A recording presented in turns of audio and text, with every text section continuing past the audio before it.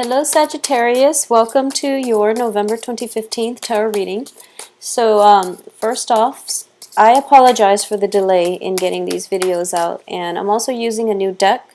So once I pass out the cards, it will take me a moment to connect the dots between all the different cards so that I can start reading. So just bear with me, okay? It is a new deck and I'm still experimenting with it.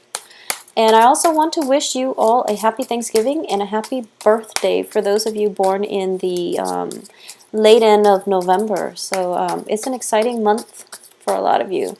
So let's see what we have here. I'm going to wait for the first card. Well, we have two. So we have the King of Swords coming through. Air signs have been showing all over the place for all the signs. So maybe air signs are dating again. So we have the King of Swords in the reverse position with the Five of Swords. Also in the reverse position.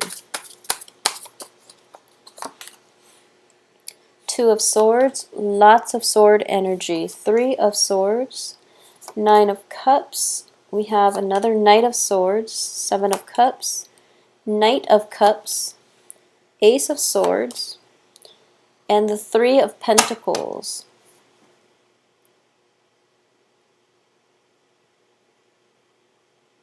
Okay, so first off, there's only really one direction to go with this reading because of all the sword energies. And sword energies indicates, you know, a very restless mind. And I do feel that for a lot of you, Sagittarius, once you have decided on something, you don't really look back. You make up your mind what you want to do, and you're going to move on. That is just the nature of fire signs in general. Earth signs are very, very slow to act. Air signs are also very decisive. They act on it, but air signs will, you know, if someone hurts an air sign, they will cut them off. They will leave, but they deal with the heartache. And it takes them a really long time to overcome heartache.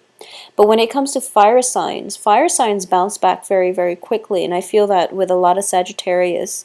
It's just a matter of getting yourself to that point where you make a decision. And once you get yourself to that point, we have the Two of Swords here in the reverse, meaning a decision has been made. And as a result of it, you are going to move on and not look back, okay? So despite having the Three of Swords coming out, which does indicate heartache. It does indicate possibly even betrayal, but I'm sensing separation as well.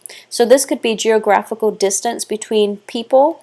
This can also be just the sheer, I guess, anxiety and worries that we're feeling when we are so far away from our significant other. It's that that thing that tugs at our heartstrings, that makes it very difficult for us to really be in the present moment when you are missing somebody. I definitely feel that distance is being bridged for this month.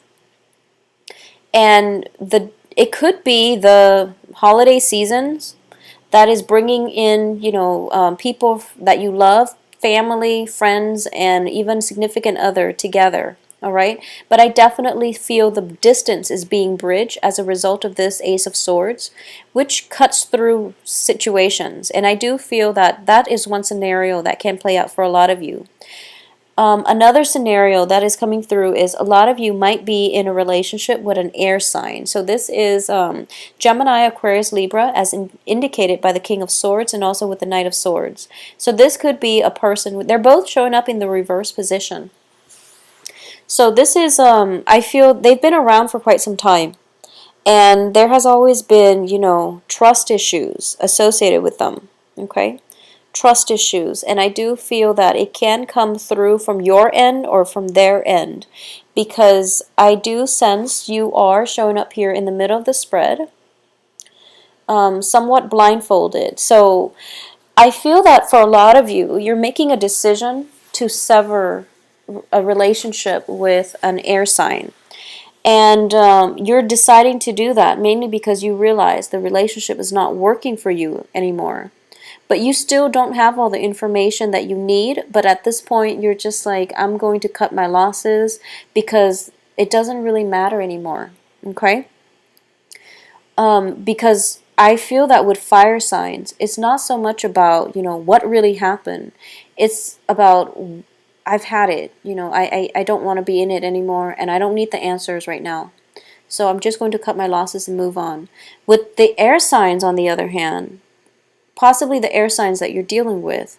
Air signs always need answers. So even though, ties were broken, breakups have already occurred, if there were misunderstandings or if there were unanswered questions, they can't really move on. So what I'm sensing here is a situation where you might have separated, severed relationship with an air sign, and they're still bugging you. Okay, because I do feel them kind of cornering you because you're surrounded by two air signs here. And you don't really know what to do, and you're not happy about it. And you're just pretty much fed up, and you're just telling them, I don't want to deal with you anymore.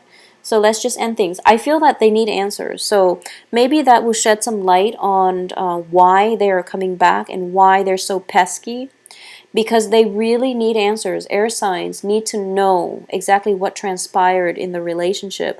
And more than anything, they need to know things from your perspective and why you decided to take a certain course of action. Once they have that understanding, I feel that they will leave you alone. Okay?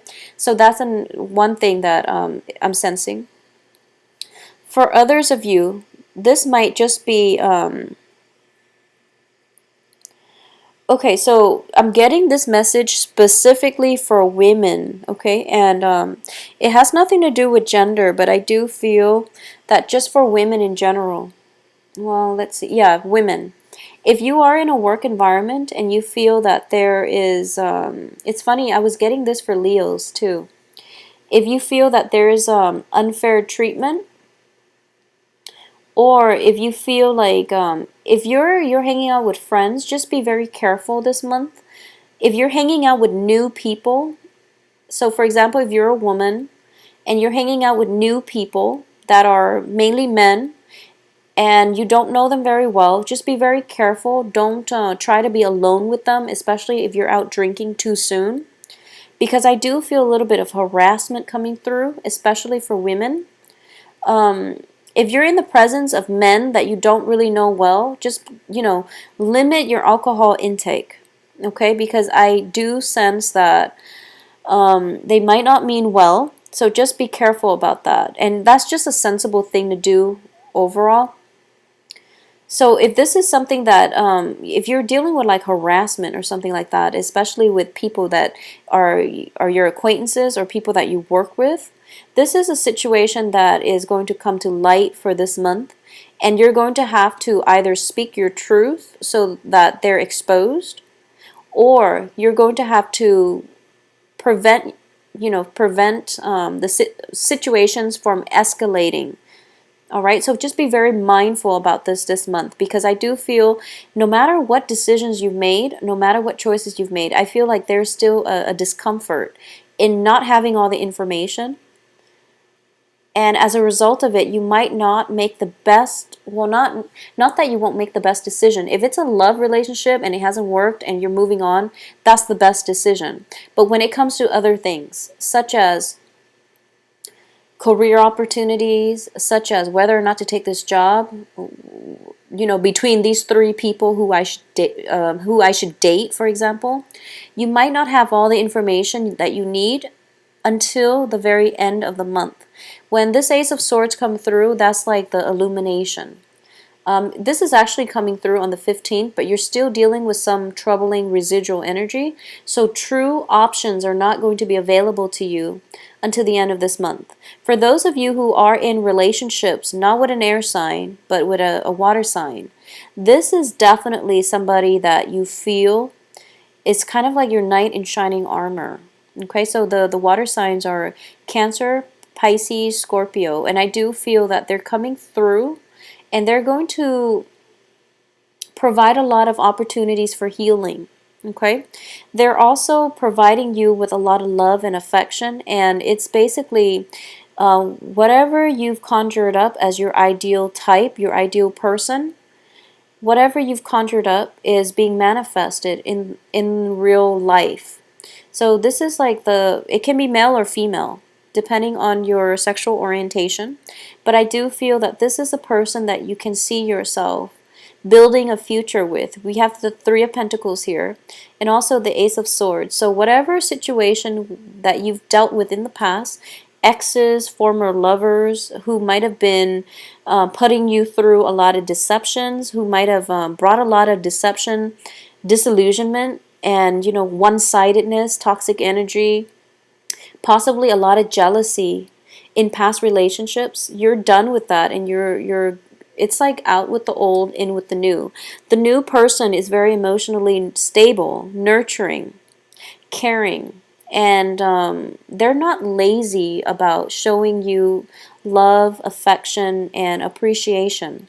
So I hope that makes sense to you. I do feel that for a lot of women, and I'm going to say for a lot of women, most of my clients are women, and I'm going to say that in general, you give a lot, well, Sagittarius women, Sagittarius, Leo, Pisces, especially Pisces men, women. So Sagittarius, Leo, Pisces. I feel that Cancers too, but with Cancers, it's different.